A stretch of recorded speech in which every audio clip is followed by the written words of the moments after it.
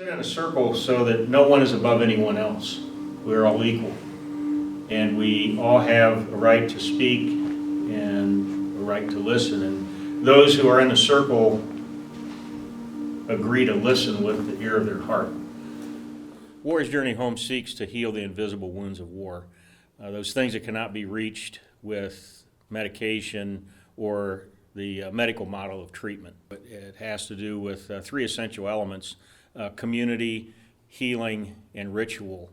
And we combine all three of those in our healing work and the healing circles that we conduct.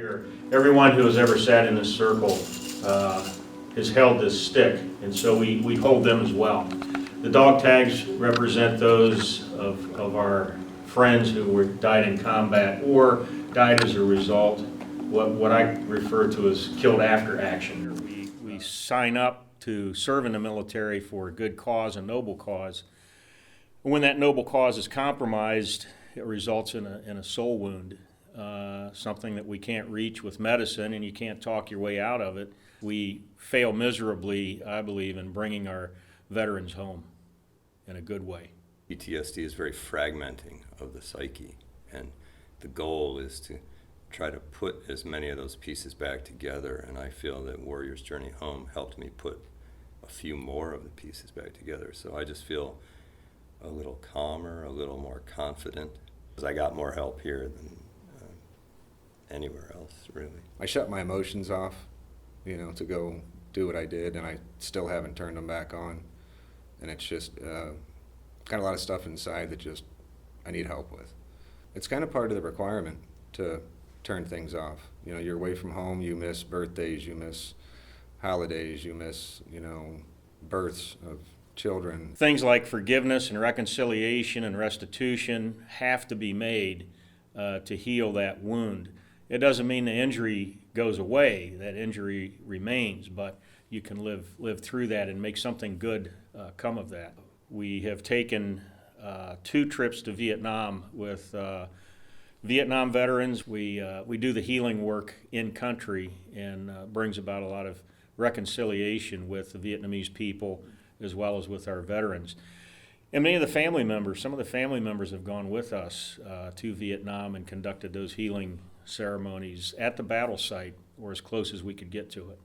When they come home, they get the welcome home that they didn't get 50 years ago or 40 years ago. The one difference that we have from any other organization is we need to have the people of strong heart. We call civilians are people of strong heart. My husband was in the first Gulf War, and he was 101st Airborne. Paul was having some very hard times, and we went on a retreat with Warrior's Journey Home and down Southern Ohio, and it was great because that weekend Paul opened up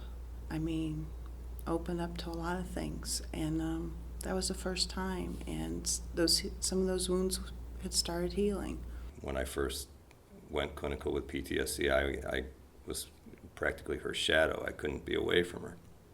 She was my source of strength and support, and it's just much more natural going into a group with her with me. And another veteran commented that I think the strong hearts balance out the negative energy that sometimes the warriors bring.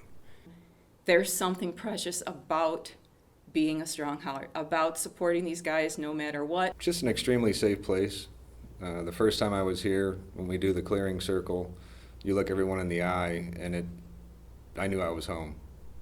This is one place that I'm completely at peace at. It's difficult, to come home and you're kind of lost. You're used to a very regimented routine, and when you get home, it's just back to civilian life. This is one group where everybody will have your back. You are not alone, and this is one place where people understand your pain.